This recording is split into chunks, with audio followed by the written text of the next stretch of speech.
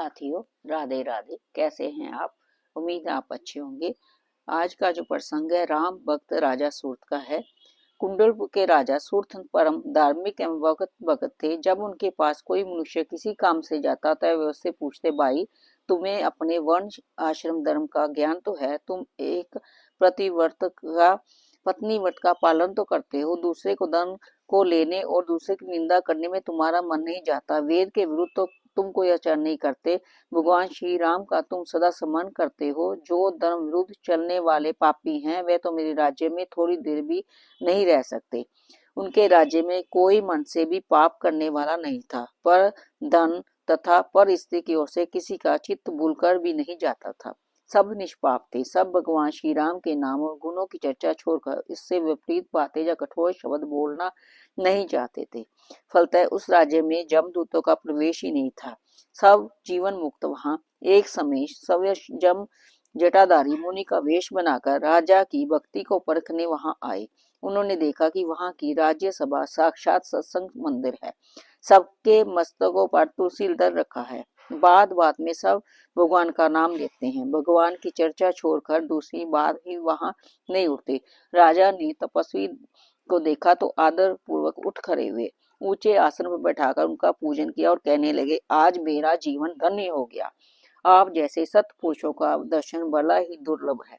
अब मुझ पर कृपा करके भुवन पावनी हरि कथा सुनाइए। राजा की बात सुनकर बड़े जोर से हंसते हुए मुनि बोले, कौन हरि, किसकी कथा?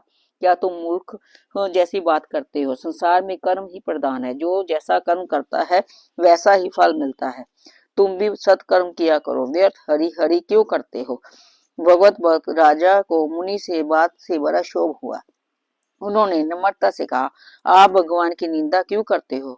आपको स्मरण रखना चाहिए कि कर्मों का सर्वोत्तम फल भोगने वाले देवराज इंद्र तथा ब्रह्मा जी को भी भोग समाप्त होने पर गिरना पड़ता है, किंतु श्री राम के सेवकों का पतन नहीं होता। ध्रुव, प्रहलाद आदि का चित्र आप जानते ही हैं।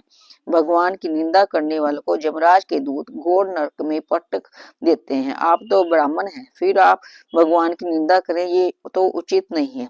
राजा की भक्ति से प्रसन्न होकर यमराज अपने रूप में प्रकट हो गए। उन्होंने राजा से वरदान मांगने को कहा। राजा सूरत उन भागवत चरणों में गिर पड़े और उन्होंने वरदान मांगा, जब तक भगवान श्री राम अवतार लेकर यहाँ ना पधारे तब तक मेरी मृत्यु ना हो। यमराज तथास्तु कहकर अंतर्ध्यान हो गए। राजा सूरत बड़ी उत्कंठा से अपने आराध्य के पधारने की प्रतीक्षा कर रहे थे। उन्हें भगवान के अयोध्या में अवतार ग्रहण का समाचार मिला, मिथिला में श्री राम के द्वारा धनुष तोड़ने का समाचार मिला, वनवास का समाचार मिला और रावण वध आदि का समाचार भी मिला। उनकी उत्कंठा बढ़ती ही जाती थी।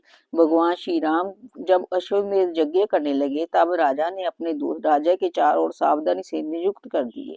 एक दिन कुछ दूतों ने आकर समाचार दिया, अयोध्यापति महाराज श्री राम के अश्वमेध यज्ञ अश्व राज्य सीमा की पास से जा रहा है। उसके बाल पर विजय पट लगा हुआ है। राजा उस सवाल से बड़े ही प्रसन्न हुए। उन्होंने राजा से सोचा कि अब मुझे अवश्य अपने राधे के दर्शन होंगे। सेवकों को उन्होंने यज्ञ पशु पकड़ लेने की आज्ञा दी। राजज्ञ से घोड़ा पकड़ लिया गया। युद्ध की तैयारी होने लगी। राजा सूरत अपने 10 पुत्रों के साथ युद्ध क्षेत्र में आ डटे। शत्रुघ्न जी की अश्व की रक्षा सेना के लिए साथ कर रहे थे। उनके घोड़े के पीछे पीछे चलना था। घोड़ा पकड़ा गया, ये समाचार पाकर उन्होंने अंगद को दूत बनाकर सूत के पास भेजा। अंगद जी ने बल प्रताप का वर्णन करके घोड़ा छोड़ देने को के लिए राजा से कहा। राजा ने कहा, आप तो जो भी कह रहे हो सब सत्य है। अयोध्या के प्रताप को मैं जानता हूँ। अपने राज्य के छोटे भाई शत्रुघ्न जी की शूरता का मुझे ज्ञान है। मेरा छोटे राज्य है, वे शक्ति अल्प है, ये भी मैं जानता हूँ, किंतु शत्रुघ्न से बेय से अश्व मैं नहीं छोड़ूंगा। मैं उन दया में श्री राम के भरोसे ही धर्म युद्ध करने को तैयार हुआ हूँ। श्री राम के तेज बल प्रताप से मैं शत्रुघ्न जी सहित सबको जीत कर बंदी कर लूंगा, ये मेरा पूरा विश्वास है। मैं तो श्री राम का दास हूँ। उनके चरणों में मुझे पुत्रों सहित पूरा राज्य, सब कोष परिवार आदि समस्त सेना और अपने को चरा देना, किंतु जब तक मेरे प्रभु स्वयं यहाँ ना पधारे मैं युद्ध से पीछे नहीं हटूंगा।